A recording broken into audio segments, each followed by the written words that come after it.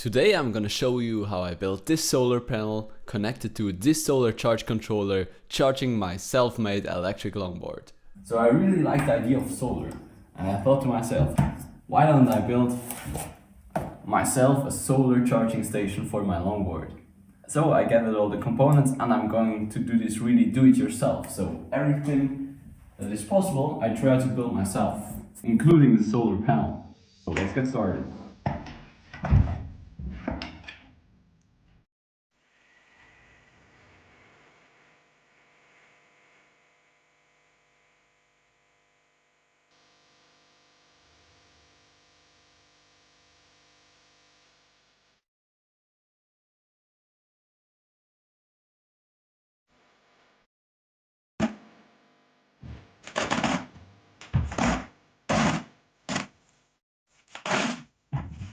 So I've removed one of the protective covers, and this is going to be the outside of the solar panel. I also prepared all these aluminum profiles to give structure to the solar panel and also to give it a backside or a place where we can mount the panel. I've also drilled 2 holes in one of the posts just so I can later on run my cables through that. I thought about using brackets and screws to secure these aluminum profiles to each other, but the silicon I bought promises great strength anyway, so I think I'm just gonna use the silicon to weatherproof the panel and also to glue these profiles together.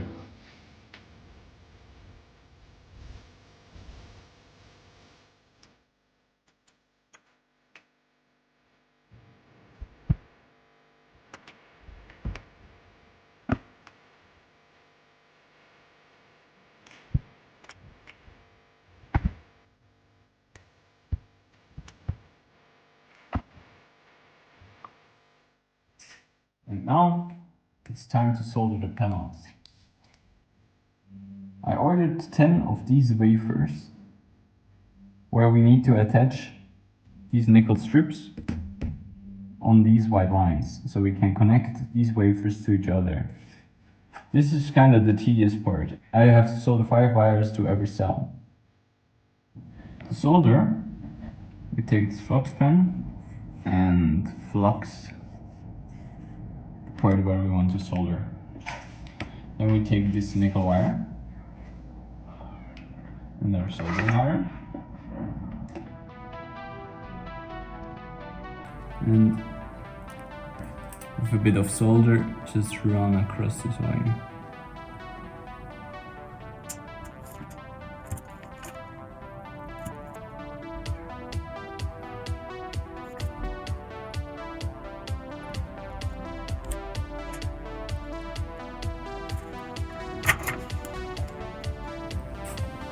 Then we need to add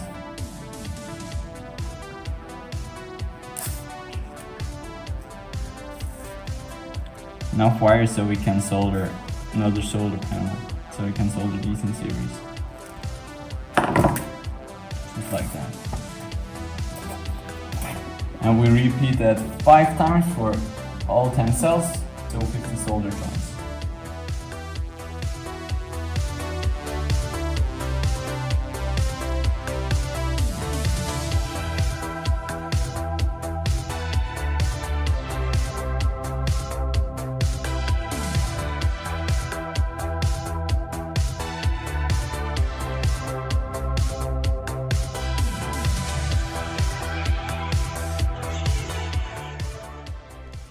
After we soldered everything on the front side, we can now string these wafers together to create a string of 10 panels. To do this, we just connect the strands of the front side of one panel to the back side of another panel. Now this again means way more solder joints. At this point I can really tell if I were to do this again and build my own solar panel again, I would definitely buy pre-soldered wafers. With this, at least half of the work is spared. Also, working with these wafers is a nightmare. They are really thin and prone to cracking. I cracked at least 4 or 3 of these wafers just by lifting it off the desk or by moving them around the shop. After transferring the wafers back over to the plexiglass, it's now time to give them some stability by covering them in resin. The few darker spots you see on the wafers are covered with tape because I cracked the panel there. This shouldn't really reduce the output power of the wafers, but we will see about that. Also, this is the point at which I've done my first mistake, because I didn't have much resin to spare, but I hoped it would be enough. But after pouring the resin, I only covered the backside of this wafer slightly, and this will cause some major issues down the line. Definitely look that you have enough resin to cover the panels with a thick layer of resin. And here we see the issue I talked about.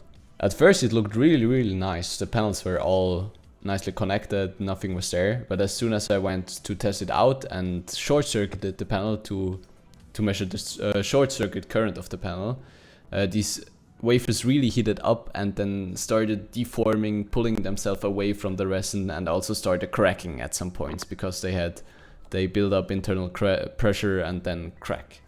Well, we will have to see how this affects the panel and the power we get out of the solar panel, but I think the bubbles will be a real issue if the light doesn't really come from above but hits at a slightly angle. To measure how much power the panel produces, I connected different resistances to the panel and measured the voltage across the resistance. With that, I know how much current flows at what voltage, and I can calculate how much power the panel produces at that specific voltage. And here are the results.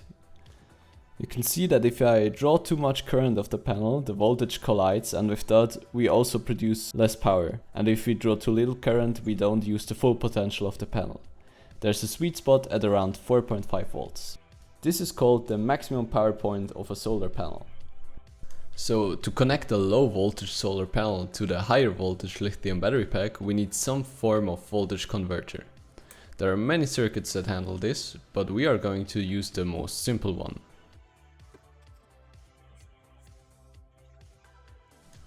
This circuit consists of four main components: an inductor, a switch, a diode and a capacitor. Now, to be more precise, we won't be using a normal switch but a Mosfet, but we will return to this topic later. First off, let's take a look at how the circuit works. Some of you may know that if you have a current running through a wire, it will induce a magnetic field. If we now coil this wire up, the magnetic fields overlap and increase each other, so we get one big and stronger magnetic field. This magnetic field is proportional to how much current is running through the coil. Now there's a second effect. If there's a changing magnetic field inside a wire loop, well, a coil is nothing more than many wire loops on top of each other, the changing magnetic field will induce a voltage. So if we turn this current off that's producing the magnetic field, obviously the magnetic field also starts to vanish. But as we discussed earlier, a changing magnetic field induces a voltage, thus our coil suddenly acts like a voltage generator. Another way to think about this effect is that a coil always wants to have the same current running through it, so if the current decreases, the coil produces a voltage on its own to counteract this initial decrease of current.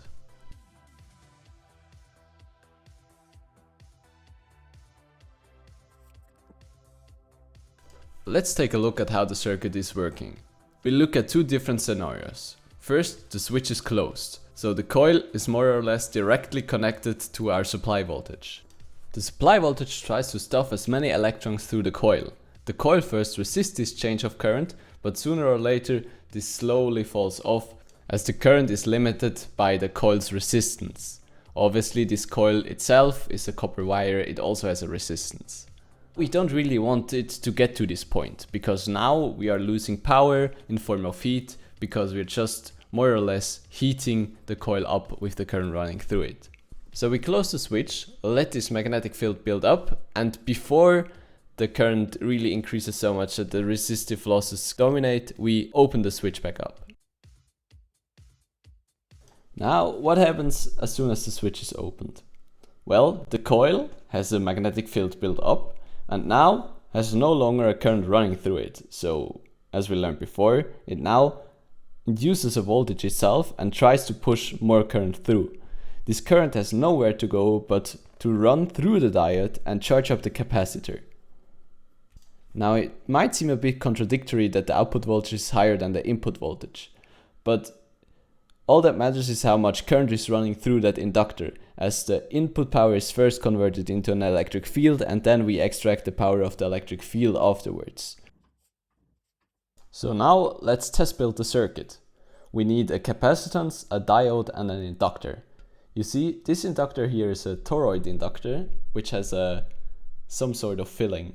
Well, to be precise, the filling is a ferrite toroid core.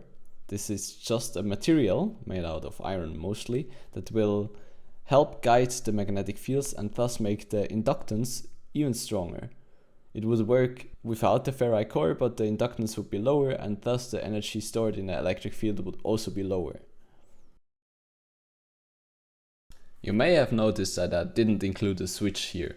This is because I'm just going to use a wire to act as a switch, to short between the inductor and ground. I used the oscilloscope to measure the voltage across the capacitance.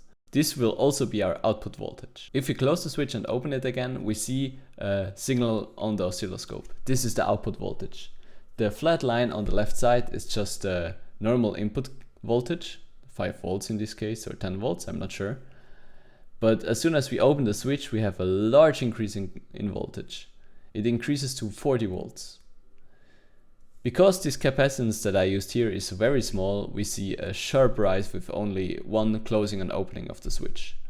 Afterwards, if we really build this circuit, we will be using a larger capacitance and switch way faster than we could with just our hands. To be precise, 63,000 times per second. You may also have noticed that the voltage of the capacitor slowly falls off. This is just due to leakage current through the diode, through the system, or through the oscilloscope, I'm not sure. This is only noticeable because the capacitance is so small.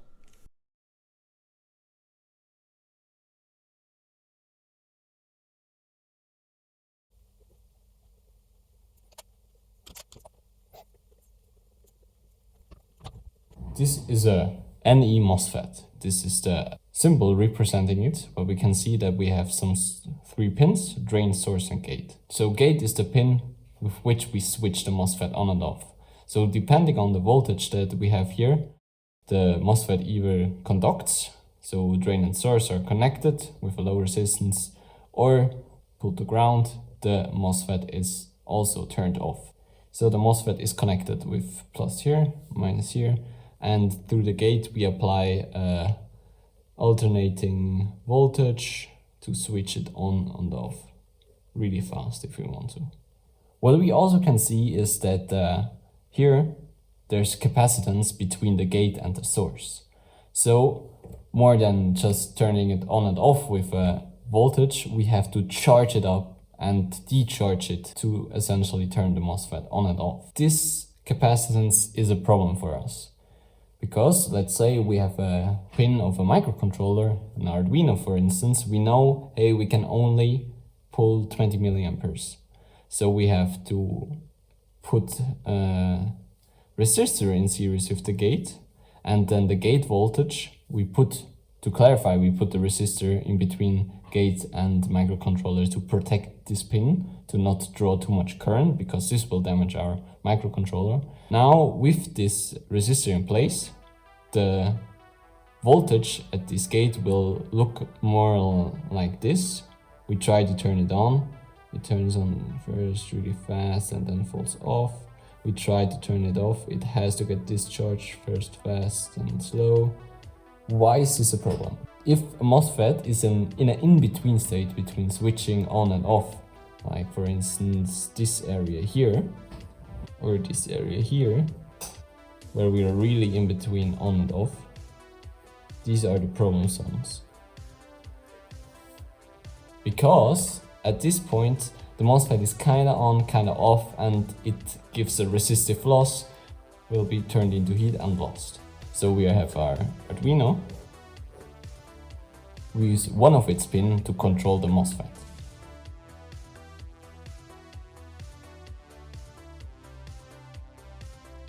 So now, how do we know when to switch the MOSFET on, when to switch the MOSFET off?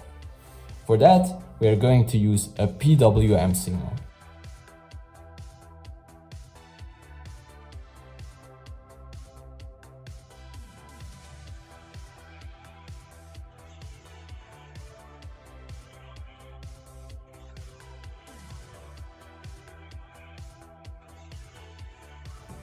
As I mentioned before, to control the circuit we need some sort of feedback. Let's say we know we have some input voltage, 5 volts for instance, and we know we want to boost this voltage to 20 volts. What we can do is we can always measure our output voltage, and if we measure a lower voltage than we want, we increase the duty cycle, and if we have a higher voltage than we want, we decrease the duty cycle. This is because how long the switch is closed determines how long we let the magnetic field build up, and thus also control how much energy is converted into the magnetic field, and thus determines how high the output voltage is. So our Arduino measures the output voltage and then adjusts its PWM signal accordingly. Now, having worked with Arduinos, you know that the maximum voltage that should be applied to an analog in pin is 5 volts, and we say we want to measure 20 volts, we have to use a voltage divider, which is nothing more than 2 resistances put into series. And build one I did. To be precise, I built 2 of them. So why have I built a second one? There are 2 reasons for that. The first reason is to have a constant supply voltage for the Arduino. The Arduino needs an input voltage of around 6 to 12 volts if we use the input pin, so that the onboard 5 volt regulator has a stable 5 volt output voltage. The second reason is that I use the Mosfet driving chip to drive the Mosfet for the output load. This allows me to run the Mosfet at a higher frequency and have less power loss over the Mosfet. The Mosfet driving chip can charge and discharge the Mosfet's gate with 250 mA compared to the Arduino's 200 mA. Now, I had to shortly turn up the voltage to over 5 volts because the Arduino will only turn on if it has once a voltage over 5 volts, but after this one is hit, it will turn on, and this will turn the secondary boost converter on, and now the Arduino is provided with this voltage here, so we can turn the voltage lower to 3 volts, 2 volts, everything that we want. This is no problem because the solar panel will easily provide the 5.5 volts or higher if no load is connected, and as soon as this is hit, the charging will begin, and only then we will draw a current from the panel. You can see our output is at 25 volts. This is the maximum voltage of my lithium pack.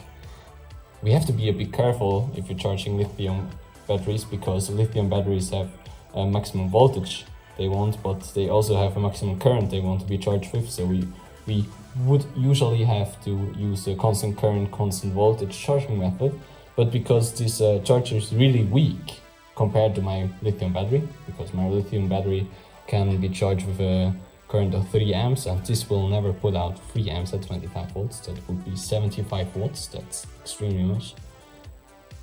I'm not so concerned about that, so we can just say, hey, try to match these 25 volts. If you can't match it, try as hard as you can. And yeah, it won't be able to damage my batteries with too much current, because the voltage will just crumble down if the load is too high. So I was finally ready to test it all out together. I've put the solar panel in the direct sunlight and connected my charge controller to it.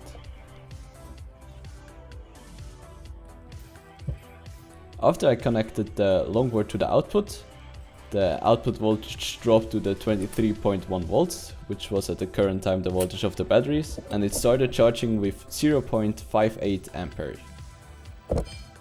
I then measured the input voltage and also the input current.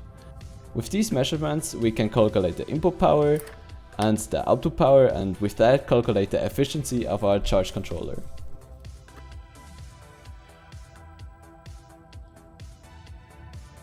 And I gotta say, I was positively surprised with the 74% efficiency that we got.